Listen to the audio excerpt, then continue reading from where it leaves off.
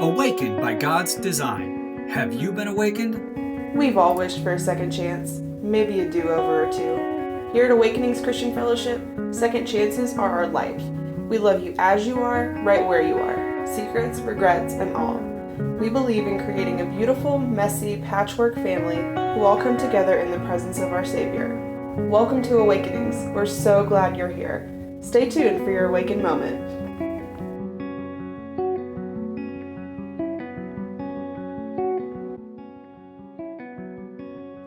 Hey, it's Pastor Matt here with your Awakened Moment.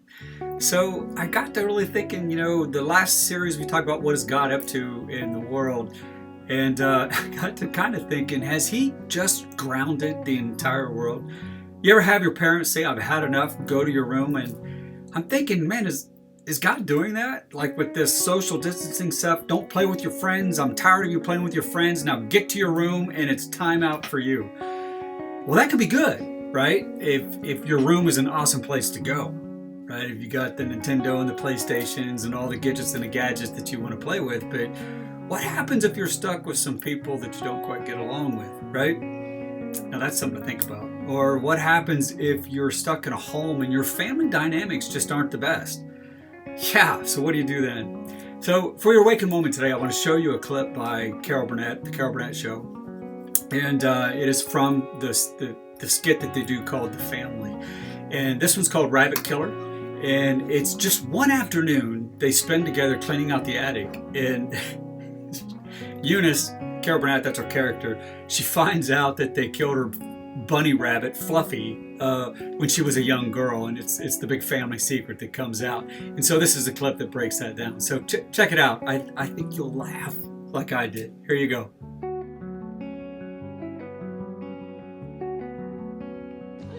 What's this? Oh no. Oh my Lord. Oh Mama, this is a picture I drew of my little pet bunny rabbit, Fluffy. See Mama, see the drawing I did? That's a rabbit? I always thought that was a kangaroo. Oh, how I love that little pet, Fluffy. He's my very best friend. I used to come home from school every day and play with him in the backyard. Oh, Mama, surely you remember Fluffy. Yes, I remember Fluffy. But you didn't take care of that rabbit. His cage was a disgrace. You could smell the damn thing all over the neighborhood. And then one day I came home from school and I ran out in the backyard to play with him and his cage was empty. He got away somehow and he disappeared and I never saw him again. Eunice, we had 2 months of hysterics at the time. You're not going to start up again now, are you? Didn't take care of him, and you played too rough with him. Eunice, poking at him and pinching him and squeezing him and squeezing him. That poor rabbit must have run off in 2 different directions. Something, Eunice, I think it's time you knew. You remember that Friday that Fluffy the rabbit disappeared? Well, Toots, that wasn't fried chicken we had for supper that night.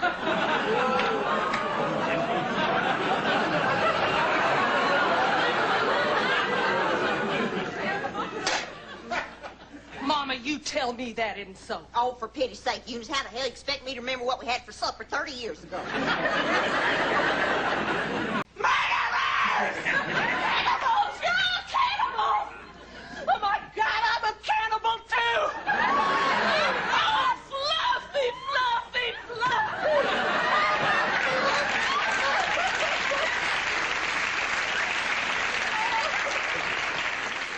Really necessary.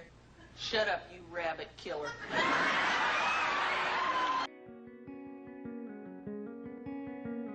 Hey, so I love the Carol Burnett Show. Growing up as a young boy, being raised by a single mom, Mom would come home after a hard day's work and she'd cook supper and we'd slap the TV trays down and we'd sit in front of the, we called it the boob tube, right? And we'd sit there and we'd watch the Carol Burnett Show. And it was a time that just somehow we could just forget about the cares of the world, forget about what was happening around us, and we just kind of bonded around it. It was kind of what we did.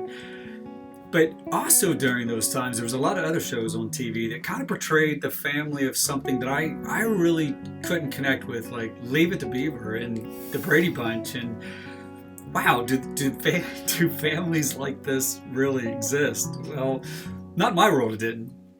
We didn't have families like that.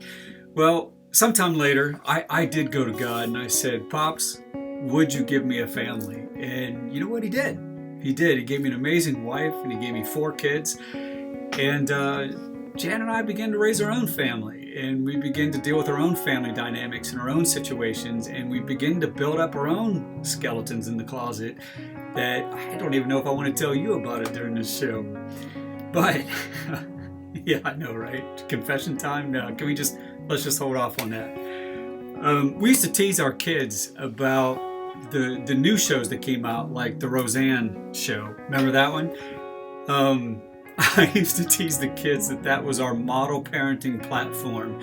And if we could successfully put our children in psychotherapy for the rest of their lives, Jan and I would have succeeded, right?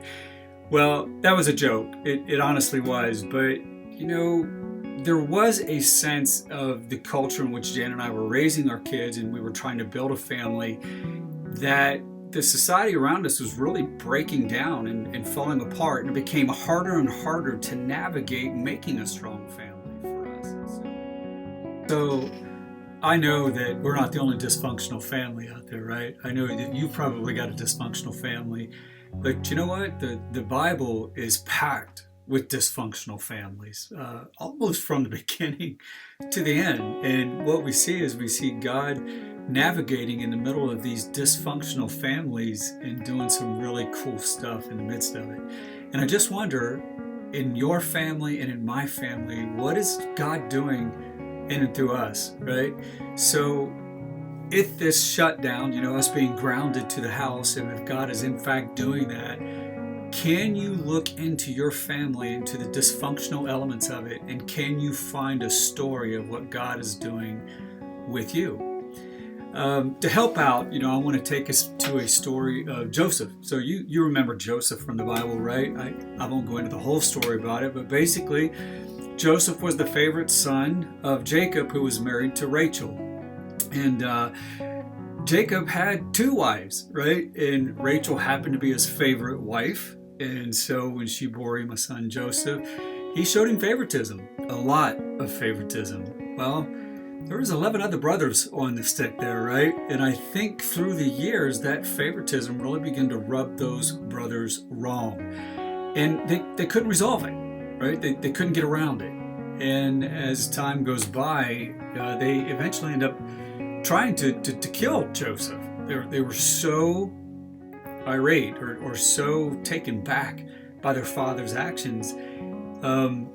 Long story short, Joseph gets rescued and he goes on to Egypt and he becomes like this really powerful official. And yeah, it's amazing that he's got like from this pit to just this really cool dude, right? And God places a serious drought on the entire land, and it comes to pass that Joseph's brothers, which by the way, Jacob was just crushed that Joseph was he disappeared. He didn't know what happened to him. And so it comes to pass they have to go to Egypt to try to make things right, and to try to get food, for their father and for themselves. And they ended up running into Joseph because Joseph was in charge of all that.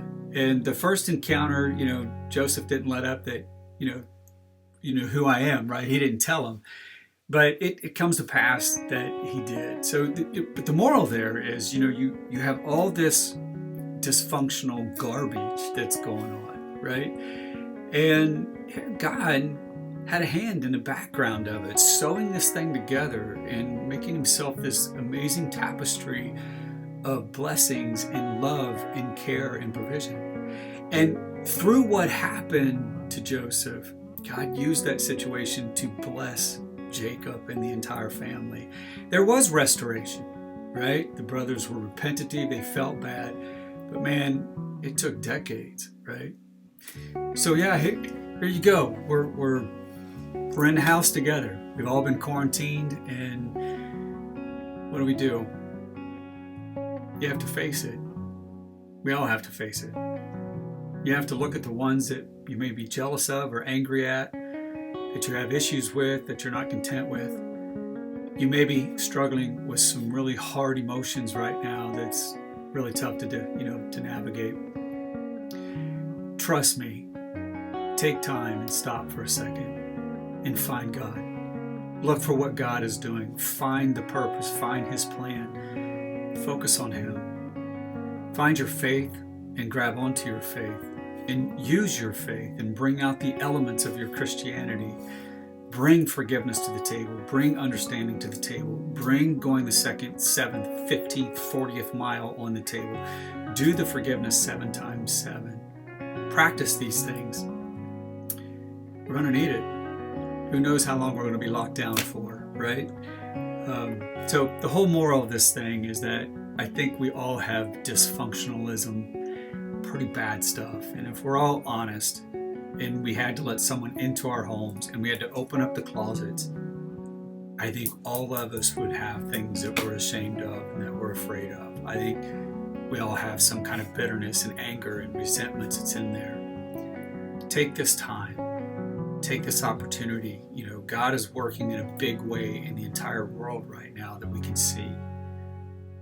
See what the good is. Find the silver lining in your own family through what God is doing, because I promise you, He is. He's just doing something great.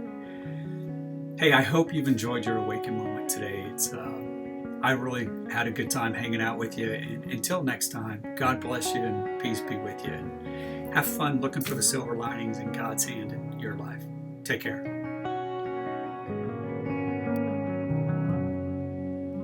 We've all wished for a second chance, maybe a do-over or two. Here at Awakenings Christian Fellowship, second chances are our life. We love you as you are, right where you are, secrets, regrets, and all. We believe in creating a beautiful, messy, patchwork family who all come together in the presence of our Savior. Welcome to Awakenings. We're so glad you're here.